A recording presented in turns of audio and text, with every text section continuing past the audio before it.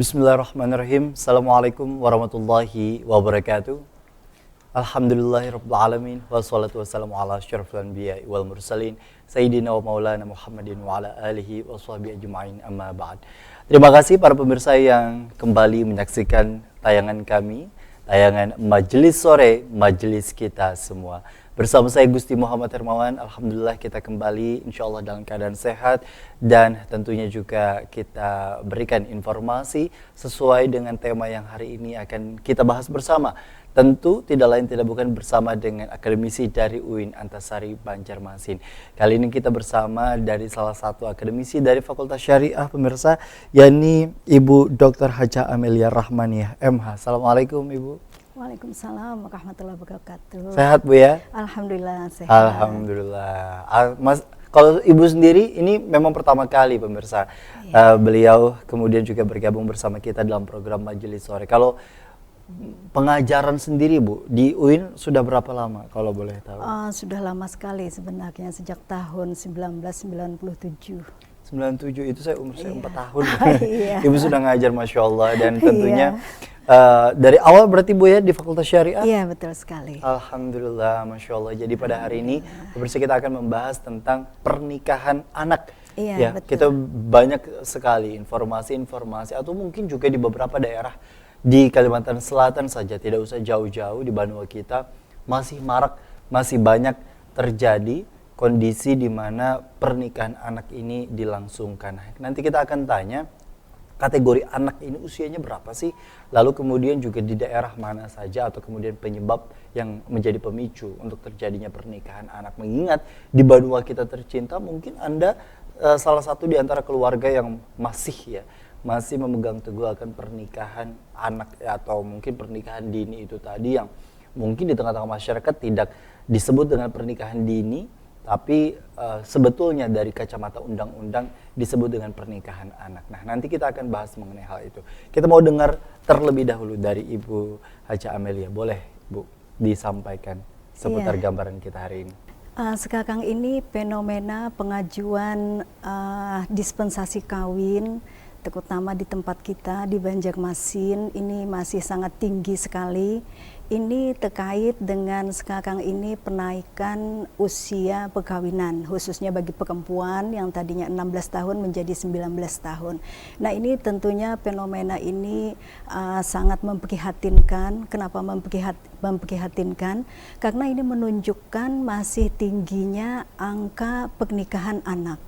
Jadi keinginan masyarakat untuk menikahkan anak ini lebih cepat, ini masih tinggi sekali. Nah, ini tentunya banyak sekali penyebabnya dan juga nanti insya Allah kita juga nanti membicarakan tentang solusinya.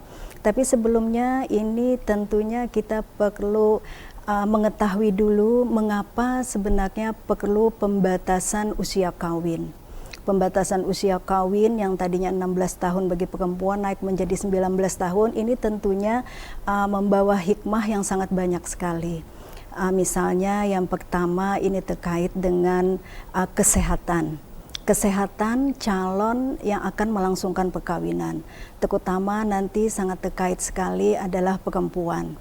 Perempuan ini sangat terkait dengan batasan usia yang bagus menurut ilmu kesehatan untuk reproduksi. Ini dalam ilmu kesehatan batasan yang bagus itu adalah dalam usia rentang 20 tahun sampai dengan 35 tahun. Sehingga di dalam ilmu kesehatan di luar dari usia itu maka akan beresiko tinggi.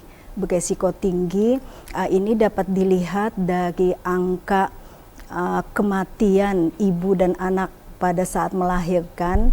Untuk Indonesia ini tertinggi di Asia Tenggara. Nah, ini sesuatu hal yang perlu kita waspadai bersama. Kemudian yang kedua, mengapa perlu ada pembatasan usia kawin? Ini adalah terkait dengan menghindari lahirnya anak-anak yang stunting. Karena pernikahan di usia anak ini rentan sekali akan melahirkan anak-anak yang stunting, anak-anak yang kurang gizi akibat orang tuanya kawin dalam usia yang masih anak-anak. Nah, ini yang kedua. Kemudian yang ketiga juga, mengapa perlu ada pembatasan? Ini adalah terkait dengan untuk memperkecil angka perceraian. Karena perkawinan dalam usia anak ini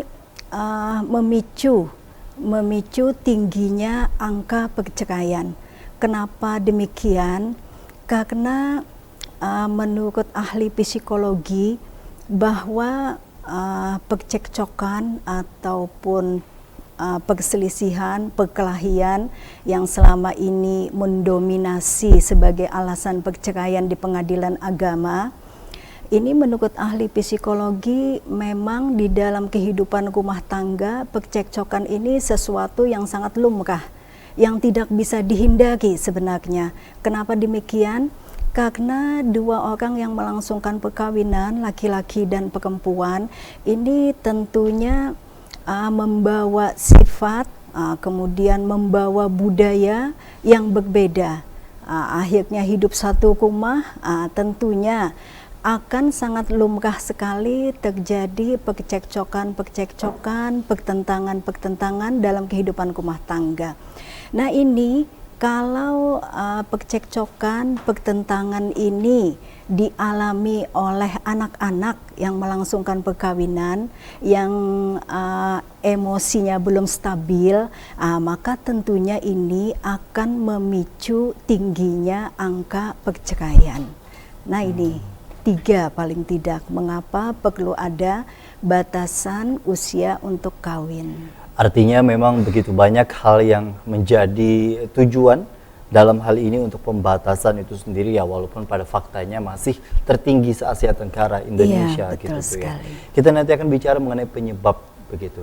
Kenapa istilahnya masih banyak, tidak terkecuali untuk Kalimantan Selatan yang tersebar di 13 kabupaten kota, ada saja rasa-rasanya setiap minggunya untuk mengajukan yang namanya pernikahan itu tadi di bawah usia yang diatur oleh undang-undang.